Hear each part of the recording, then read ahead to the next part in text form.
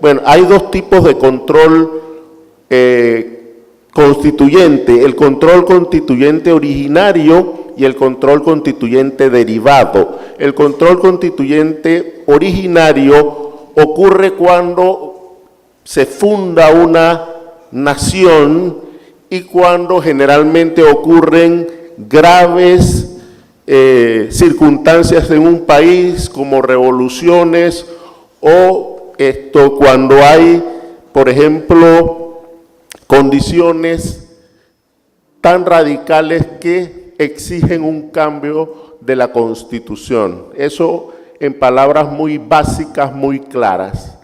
Pero el tema es si queremos una constituyente originaria o una reforma. Miren, hay algo muy claro, las constituciones por sí solas no cambian los problemas de un Estado. Para que cambien los graves problemas de un Estado se necesita la conciencia de todos los ciudadanos, se necesita una cultura, elevar la cultura política en los ciudadanos y en los que regentan el Estado. Yo creo que Panamá hoy por hoy está en una verdadera crisis de cultura constitucional, de cultura política, y por eso es que tenemos los graves problemas que existen.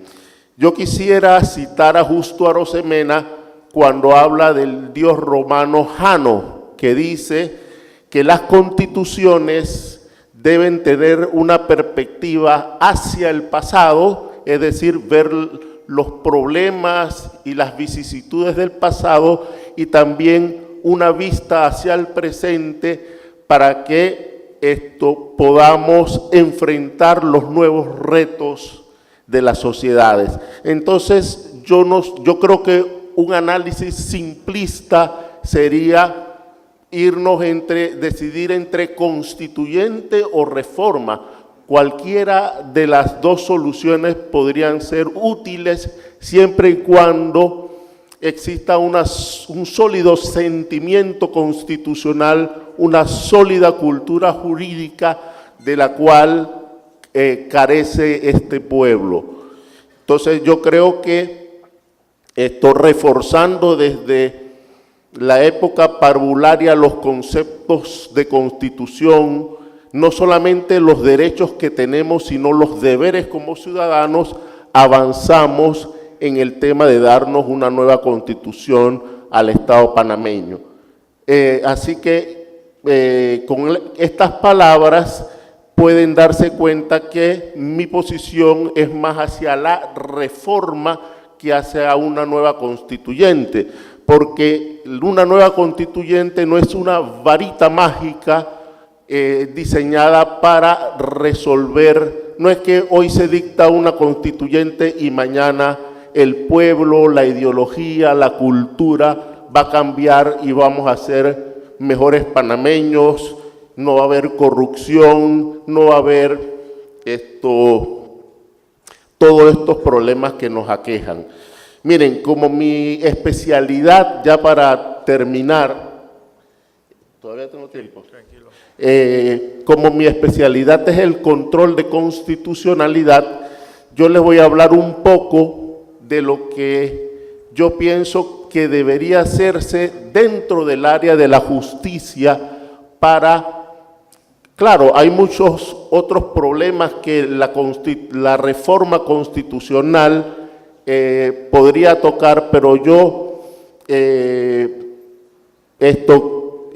como un hombre conocedor de sus limitaciones, me voy a dedicar a hacer un ejercicio de las cosas que una reforma constitucional debe tocar. Por ejemplo, en primer lugar, hay que eliminar esa posibilidad recíproca que existe en la Constitución del juzgamiento por la Asamblea de los Magistrados y el juzgamiento de los diputados por la Corte.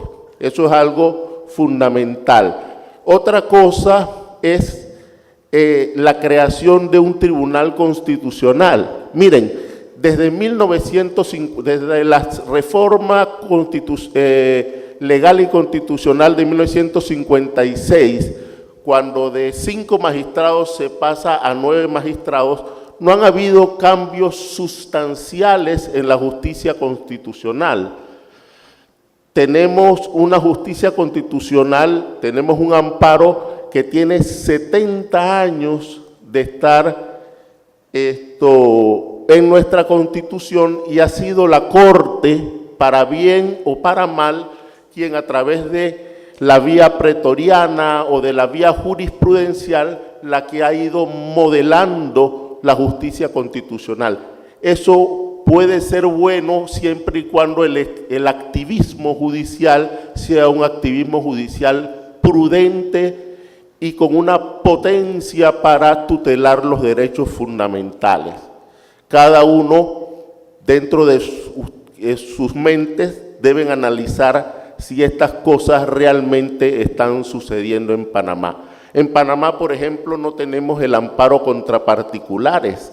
Estamos a la zaga de todos los países latinoamericanos.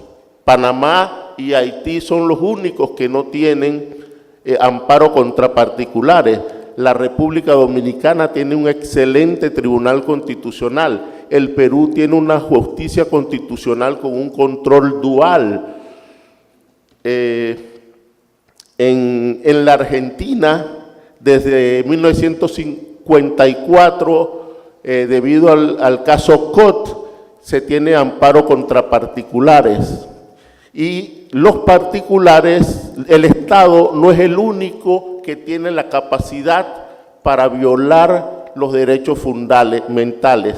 El particular, por ejemplo, las grandes transnacionales, quienes proveen servicios públicos también tienen, y otros sujetos también tienen poder o potencia para vulnerar derechos fundamentales. Entonces, yo creo que hay que hacer un rediseño de la justicia y especialmente de la justicia constitucional y esto a través de una reforma constitucional. Por ejemplo, en Panamá la advertencia de inconstitucionalidad ha caído en el olvido. Ya casi nadie presenta una advertencia de inconstitucionalidad porque la Corte ha puesto barreras a la entrada. Y esas barreras a la entrada se han puesto obviamente porque los litigantes muchas veces abusan del uso de la advertencia.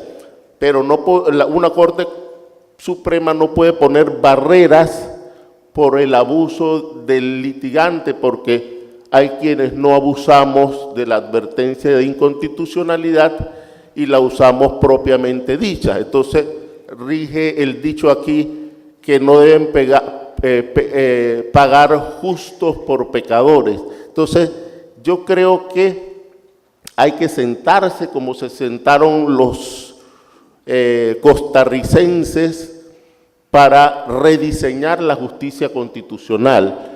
Se sentaron con expertos alemanes, con mexicanos, con argentinos, en la década del ministro Coto Albán, y en 1980-82 se creó la Sala Cuarta de Garantía, que es una de las salas más importantes.